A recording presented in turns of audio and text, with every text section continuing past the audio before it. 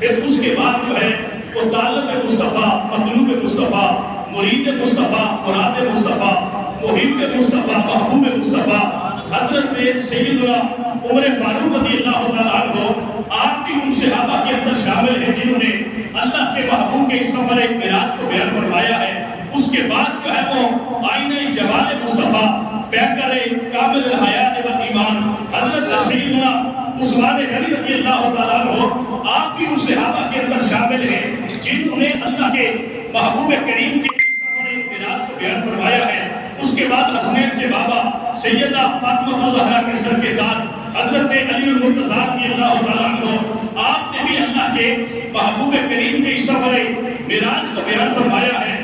آج اگر یہ کہا جاتا ہے کہ دیکھیں جی یہ جو سفر معراج ہے، اس معراج کے سفر کے اندر اللہ کے محبوب ہے کہ اس سفر کو بیان کرنے والے 34 جلیل القدر صحابہ ہیں۔ سیدہ اما عائشہ اس میں شامل ہیں، حضرت ام کلثوم بنت رسول اس کے اندر شامل ہیں، حضرت اسماء بنت ابی بکر رضی اللہ تعالیٰ عنہ اس کے اندر شامل ہیں۔ 34 صحابہ نے اللہ کے نبی کے اس سفر مبارک کو بیان فرمایا ہے۔ رب کائنات نے قرآن حکیم کے اندر اس کو بیان فرمایا ہے۔ سفر معراج شروع ہوتا ہے، مسجد حرام سے شروع ہوتا ہے، لا مقام تک اللہ کے محبوب کو سفر کروایا جاتا ہے۔ سوال صرف اتنا ہے کہ سفر کی اہمیت اتنی ہے کہ رب قرآن میں بیان کر رہا ہے۔ سفر کی اہمیت اتنی ہے کہ صحابہ کی جلیل القدر جماعت کے سفر کو بیان کر رہی ہے۔ اور یہی بات ختم نہیں ہوتی، مسجد اقصیٰ کے اندر کبوں بیش سوالہ انبیاء میرے نبی کی ابتدا میں کھڑے ہو کے اللہ کے نبی کے اس سفر معراج کے اندر متقی بن کے سارے وہاں پہ جمع ہو رہے ہیں۔ پہلے آسمان پہ اللہ کے نبی نے قدم رکھا تو دیکھا وہاں پہ حضرت آدم استقبال فرما رہے ہیں۔ دوسرے آسمان پہ قدم رکھا تو دیکھا کہ یکشا و عیسیٰ اللہ کے نبی کا استقبال فرما رہے ہیں۔ تیسرے آسمان پہ قدم رکھا تو دیکھا سیدنا یوسف علیہ السلام اللہ کے نبی کا استقبال فرما رہے ہیں۔ چوتھے آسمان پہ قدم رکھا تو دیکھا حضرت سیدنا ادریس علیہ السلام وہاں پہ استقبال فرما رہے ہیں۔ جب چھٹے آسمان پہ پانچویں آسمان پہ قدم رکھا دیکھا وہاں پہ سیدنا ہارون علیہ السلام اللہ کے نبی کا استقبال فرما رہے ہیں۔ چھٹے پہ موسیٰ اور ساتویں پہ سیدنا ابراہیم کھڑے ہو کے نبی کا استقبال فرما رہے ہیں۔ آگے سدرۃ المنتہا یہ حدیث کے اندر یہ باتیں ساری یاد ہوتی ہے۔ سوال صرف اتنا ہے کہ بات مجھے یہ بتا سیدنا جبریل کے دیدار کے لیے رب اپنے نبی کو بلا رہا کہا یہی آتا ہے نا کہ اس رات رب کا دیدار نہیں ہوا، کس کا دیدار ہوا؟ کہا جبریل امین کا دیدار ہوا۔ سوال صرف اتنا ہے کہ جبریل اتنا اہم تھا جس کے دیدار کے لیے رب اتنا اہتمام کروا کے نبی کو بلا رہا تھا۔ سوال صرف اتنا ہے کہ جبریل تو ہر روز میرے نبی کے گھر آتا ہے، میرا نبی جنگ میں ہے تو میدان جنگ کے اندر جبریل نہیں لے کے آتا ہے۔ میرا نبی بستر پہ سو رہا ہے، جبریل وہاں نہیں لے کے آتا ہے۔ میرا نبی لباس سے تن کرتا ہے، جبریل آ کے تعریفیں کرتا ہے۔ میرا نبی کملی اوڑھتا ہے، جبریل آ کے اس کیفیت کو بیان کرتا ہے۔ سارے کا سارا قرآن جبریل لے کے میرے نبی کے گھر آتا ہے۔ جبریل اتنا اہم کیسے ہوا کہ رب اتنا اہتمام کر کے رب کو بلا رہا ہے۔ یہی کہتا ہے کہ نہیں رب کا دیدار نہیں ہوا، جبریل امین کا دیدار ہوا۔ یار بات سے اتنی ہوتی کہ جبریل نبی نے دیکھا ہی نہیں تھا، کبھی کسی صحابی کے روپ میں، کبھی کسی حالت کے اندر جبریل کو میرے آقا کی بارگاہ میں ذاتوں میں تلمس طے کر کے نبی کی بارگاہ کے اندر حاضر ہوا کرتے تھے۔ سوال صرف اتنا ہے کہ بابا اگر جبریل کو ہی دیکھانا تھا تو رب اتنا بڑا اہتمام کر کے قرآن کی آیت میں نازل کیوں فرمایا؟ اب یہ ایمان کی بات سنتے جائیے، زیادہ جھگڑا اور اختلاف کرنے کی ضرورت نہیں ہے۔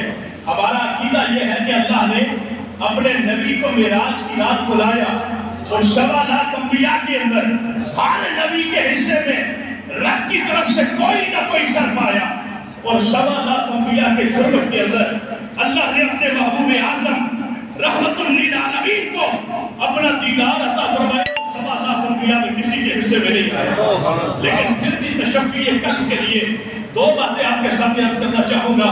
اللہ کی بارگاہ میں دعا ہے کہ اللہ ہمیں سچا اور سچا عقیدہ نصیب فرما دے۔ پہلی بات تو یہ ہے کہ حضرت سیدنا عبداللہ ابن عباس رضی اللہ تعالیٰ عنہ، حضرت عبداللہ ابن عباس رضی اللہ تعالیٰ عنہ کون ہے؟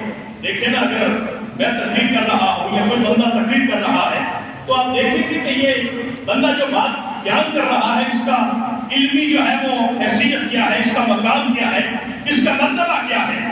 سفر معراج کے حوالے سے میں صرف دو باتیں مختصر وقت کے اندر کر کے آپ کے قلوب و اذہان کے اندر یہ بات ڈالنے کی کوشش کروں گا کہ اللہ نے اپنے نبی کو جو بلایا تھا صرف اپنا دیدار عطا کرنے کے لیے بلایا تھا، دیدار عطا کرنے کے لیے بلایا تھا۔ اور یہ بات یاد رکھیں کہ خدا کا دیدار کرنا اگر یہ ناممکن ہوتا تو حضرت موسیٰ کبھی بھی دیدار کی دعا نہ فرماتے، کبھی بھی دیدار کی دعا نہ فرماتے، اس لیے کہ نبی وہ دعا مانگتا ہی نہیں، جو دعا پوری ہو ہی نہ سکتی ہو، نبی وہ دعا مانگتا ہی نہیں جو ناممکنات کے اندر ہو۔ حضرت موسیٰ نے رب سے جو دیدار کی دعا مانگی ہے، آگے سے رب کائنات جواب کیا عطا فرماتا ہے، لن ترانی موسیٰ، رب نے یہ نہیں فرمایا کہ مجھے دیکھا ہی نہیں جا سکتا، رب نے فرمایا موسیٰ تو دعا تو کر رہا ہے کہ مجھے دیکھے، لیکن تو مجھے نہیں دیکھ سکتا۔ بات سمجھ آ رہی ہے؟ رب نے آگے قرآن کے اندر جواب کیا عطا فرمایا، یہ نہیں فرمایا کہ لم یرانی، مجھے دیکھا ہی نہیں جا سکتا، بلکہ قرآن کی آیت جو فرماتی ہے کہ آگے سے جواب یہ آتا ہے موسیٰ تو جو دعا مانگ رہا ہے یہ دعا تیری صحیح ہے لیکن تو نہیں دیکھ سکتا۔ یہ قرآن کی آیت ہے، اس سے پتہ یہ چلا کہ رب جو موسیٰ کو منع فرما رہا ہے کہ موسیٰ تو نہیں دیکھ سکتا، اس سے پتہ یہ چلا کہ رب کو دیکھا تو جا سکتا ہے لیکن موسیٰ نہیں دیکھ سکتا۔ حضرت عبداللہ ابن عباس رضی اللہ تعالیٰ عنہ وہ جلیل القدر صحابی ہے، حضور کے چچا کے بیٹا ہے، لیکن جب آپ مال کے شکم میں تھے تو اللہ کے محبوب نے اپنی چچی کو بلا کے یہ فرمایا کہ چچی جان جو آپ کے شکم کے اندر ہے یہ بیٹا ہے۔ یہ پہلی آپ نے بشارت عطا فرمائی، دوسری بشارت یہ عطا فرمائی کہ یہ سید المفسرین ہوگا، یہ سارے کے سارے مفسرین کا سردار ہوگا۔ پھر اللہ کے نبی نے حضرت سیدنا عبداللہ ابن عباس رضی اللہ تعالیٰ عنہ آپ کے لیے یہ بشارت عطا فرمائی کہ یہ بادشاہوں کا باپ ہوگا۔ یہ اللہ کے نبی نے حضرت عبداللہ ابن عباس جب ماں کے شکم میں تھے تو اللہ کے نبی نے یہ بشارت عطا فرمائی۔ اب حضرت عبداللہ ابن عباس کا جب ولادت کا وقت آتا ہے، حضور سید دو عالم خود تشریف لاتے ہیں، آپ کو گھٹی عطا فرمائی اور ہاتھ اٹھا کے دعا عطا فرمائی، اللہم علمہ تعبیر الکتاب، اے اللہ اسے کتاب کا علم عطا فرما دے۔ یہ اللہ کے نبی حضرت عبداللہ ابن عباس رضی اللہ تعالیٰ عنہ کے لیے دعا فرمائی۔ اور بات یہیں پہ ختم نہیں ہوئی، حضور خصوصی طور پہ حضرت عبداللہ ابن عباس کو اپنے پاس سنایا کرتے تھے اور رات کو تہجد کی نماز کے لیے عبداللہ ابن عباس کو وضو کرا کے خود نماز تہجد اپنے ساتھ پڑھوایا کرتے تھے۔ یہ مقام ہے حضرت عبداللہ ابن عباس کا، یہ مقام ہے۔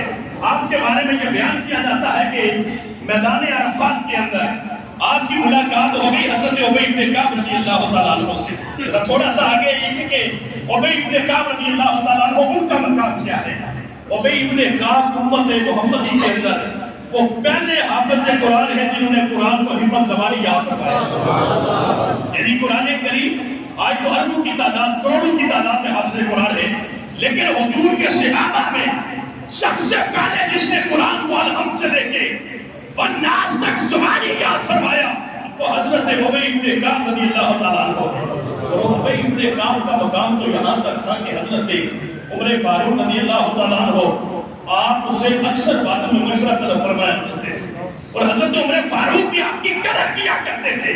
کون عمر اور کون ابو بکر؟ آج دیکھیں نا لوگ ہمیں پیمانے لے کے کہتے ہیں کہ ابو بکر یہ ہے، عمر کا مقام یہ ہے اور حضرت علی کا مقام یہ ہے۔ حضور سید دو عالم کی حدیث مبارکہ ہے، دو حدیث آپ نے سنی ہوگی۔ اللہ کے محبوب نے فرمایا کہ پہلی حدیث اللہ کے محبوب نے یہ بیان فرمائی ہے کہ ما ولد فی الاسلام مولود ازکا ولا اطہر ولا افضل من ابی بکر و عمر اللہ کے نبی نے فرمایا کہ اسلام کے اندر کسی ماں نے ایسا بچہ چلا ہی نہیں ہو جو ابو بکر اور عمر سے زیادہ متقی ہو، ان سے زیادہ پاکیزہ ہو، اور ابو بکر اور عمر سے زیادہ اصلیت رکھتا ہو۔ اللہ کے نبی کی حدیث مبارکہ ہے، اور دوسری اللہ کے نبی نے یہ حدیث بیان فرمائی ہے، ابو بکر و عمر خیر من الاولین وخیر من الآخرین وخیر من اہل السماوات وخیر من اہل الارضین۔ لوگوں یہ جو میرا ابو بکر ہے، یہ جو میرا عمر ہے، یہ زمین والوں میں بھی سب سے افضل ہے، آسمان والوں میں بھی سب سے افضل ہے، پہلے والوں میں بھی سب سے افضل ہے، اور بعد والوں میں بھی سب سے افضل ہے۔ الا النبیین والمرسلین، سوائے نبی اور رسولوں کے۔ جبریل ابھی رسولوں میں آتا ہے، یہ بات یاد رکھے، فرمایا کہ ان سے افضل کوئی بھی نہیں۔ حضرت عمر فاروق کی حضرت ابی ابن کعب کی قدر کرتے ہیں، انہیں عزت و احترام دیتے ہیں۔ روایت میں آتا ہے کہ عبداللہ ابن عباس کی ملاقات ہو گئی میدان عرفات میں حضرت ابی ابن کعب سے۔ اب دونوں کا مرتبہ آپ نے دیکھ لیا ہے، دونوں کا مقام آپ نے دیکھ لیا ہے، دونوں کی حیثیت آپ نے دیکھ لی ہے۔ حضرت عبداللہ ابن عباس رضی اللہ تعالیٰ عنہ نے جب حضرت ابی ابن کعب کو دیکھا تو کہا، ابی ابن کعب میں آپ سے ایک سوال پوچھنا چاہتا ہوں۔ اللہ کے محبوب کی بارگاہ میں آپ اکثر حاضر رہا کرتے تھے، اور اللہ کے محبوب نے آپ کو بڑی شان عطا فرمائی ہے۔ یہاں تک حدیث میں آتا ہے کہ دفعہ اللہ کے محبوب تشریف لائے اور فرمایا کہ ابی ابن کعب مجھے جبریل امین رب کی طرف سے یہ پیغام لے کے آیا ہے کہ قرآن کریم کی یہ جو سورت ہے لم یکن، یہ میں تجھے زبانی سناؤں۔ جب اللہ کے نبی نے حضرت ابی ابن کعب سے یہ بیان فرمایا تو حضرت ابی ابن کعب رونا شروع ہو گئے، کہا یا رسول اللہ کیا واقعی رب نے میرا نام لے کے یہ فرمایا؟ کہ ابی ابن کعب کو جا کے یہ قرآن کی سورت سنا، اللہ کے نبی نے فرمایا ہاں جبریل امین نے یہ فرمایا ہے کہ رب نے بھیجا ہے کہ میرے محبوب سے یہ فرما دے کہ لم یکن والی سورت ابی ابن کعب کو سنا دے۔ اس کے بعد حضرت ابی ابن کعب رویا کرتے تھے اور کہا کرتے تھے لوگوں میں وہ خوش نصیب ہوں ذکر تو عند رب العالمین، جس کا ذکر رب العالمین کے سامنے بھی کیا گیا۔ میں وہ خوش نصیب ہوں کہ جس کا نام رب کائنات نے لے کے جبریل کے ذریعے اللہ کی بارگاہ میں پیغام بھیجا تھا۔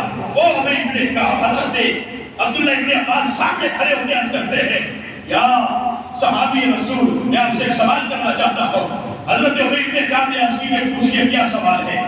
آپ نے کہا میں آپ سے پوچھنا یہ چاہتا ہوں کہ کیا معراج کی رات اللہ کے نبی نے سر کی آنکھوں سے رب کا دیدار کیا ہے یا نہیں کیا؟ دیکھیں نا صحابہ کے اندر بھی تجسس تھا، صحابہ کے اندر بھی اس بارے میں ایک دلی تمنا تھی کہ ہم اللہ کے نبی کی روایت کے بارے میں اپنے نبی کی بارگاہ میں سوال کریں۔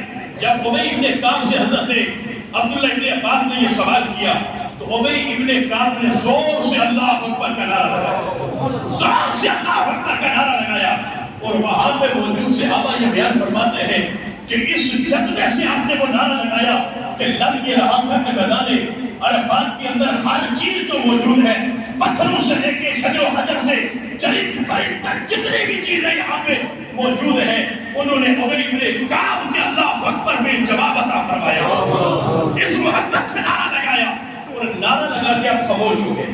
حضرت عبداللہ ابن عباس پھر آ کے عرض کرتے ہیں ابی ابن کعب میں نے آپ سے ایک سوال پوچھا تھا اللہ کے نبی کی رویت کے بارے میں کہ کیا رب کا دیدار انسان کی آنکھوں سے کیا ہے یا نہیں کیا؟ میں نے آپ سے یہ سوال کیا تھا اور آپ نے اس کا جواب نہیں عطا فرمایا۔ آپ جانتے ہیں کہ قوم میں بنو ہاشم میں سے ہو، جب تک آپ جواب عطا نہیں فرمائیں گے میں آپ کو یہاں سے ہٹنے نہیں دوں۔ حضرت عبداللہ ابن عباس نے جب یہ بات کہی تو حضرت ابی ابن کعب نے بڑی محبت بڑا جواب عطا فرمایا۔ آپ نے فرمایا اللہ نے ہر نبی کو شان عطا فرمائی ہے، ہر نبی کے حصے میں کوئی نہ کوئی اللہ کی طرف سے تحفہ آیا ہے، ہر نبی اور رسول کی طرف اللہ کی طرف سے کوئی نہ کوئی عزت و جاہ کا جو ہے وہ مرتبہ ہر نبی کو نصیب ہوا ہے۔ حضرت ابی ابن کعب نے فرمایا ان اللہ قسم بین موسیٰ و محمد رؤیتہ و کلامہ، آپ نے فرمایا کہ اللہ نے تقسیم فرمایا ہے اپنے نبیوں کے درمیان کلام کرنا اور اپنے نبیوں کے درمیان دیدار عطا فرمانا۔ آپ نے فرمایا ان اللہ قسم بین محمد و موسیٰ رؤیتہ و کلامہ، کہ اللہ نے تقسیم فرمایا اپنے نبی موسیٰ کے درمیان اور اپنے نبی محمد کے درمیان کلام کو اور رویت کو، دیدار کو۔ وَرُؤْيَتُهُ مُوسَىٰ وَكَلَامُهُ مُوسَىٰ مَرَّتَيْنِ وَرُؤْيَتُهُ مُحَمَّدٍ مَرَّتَيْنِ، کہا جس طرح رب نے موسیٰ سے 2 دفعہ کلام کیا، اسی طرح رب نے محمد کو 2 دفعہ دیدار عطا فرمایا ہے۔ حضرت ابی بن کعب یہ جواب عطا فرماتے ہیں، جس کو حضرت عبداللہ ابن عباس کو یہ جواب عطا فرماتے ہیں۔ ذرا تھوڑا سا آگے آئیے، حضرت عبداللہ ابن شقیق رضی اللہ تعالیٰ عنہ صحابی رسول ہیں، ترمذی کے اندر یہ موجود ہے۔ آپ صحابی ہیں اور صحابیت کے مرتبے پہ آپ فائز نہیں ہو سکے۔ ابو ذر غفاری رضی اللہ تعالیٰ عنہ سے آپ کی ملاقات ہوتی ہے۔ حضرت ابو ذر غفاری رضی اللہ تعالیٰ عنہ کون ابو ذر غفاری؟ آپ اکثر کہتے ہیں کہ فقر ابو ذر یہ بڑا مشہور ہے اور یہ سیدنا ابو ذر غفاری رضی اللہ تعالیٰ عنہ کی طرف مشہور ہے۔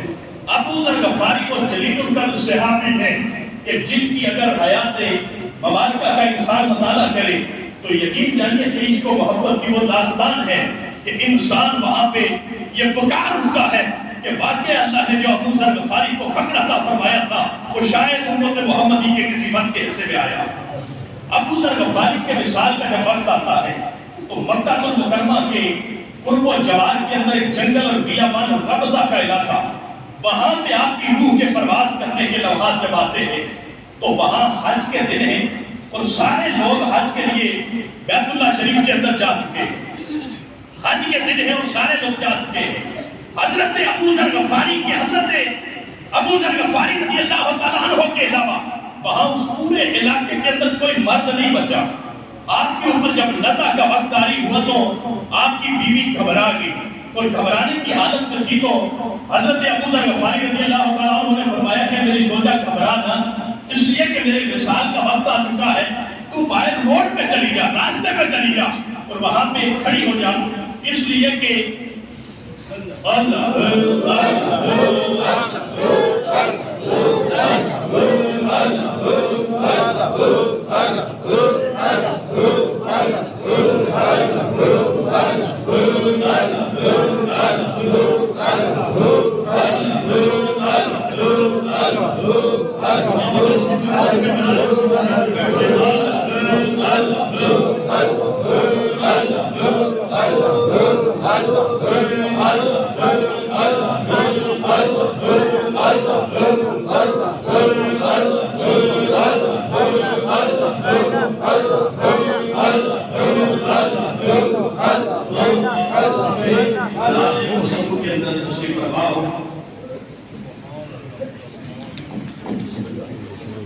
پیچھے پیچھے کرنا جیسے چلو ٹھیک ہے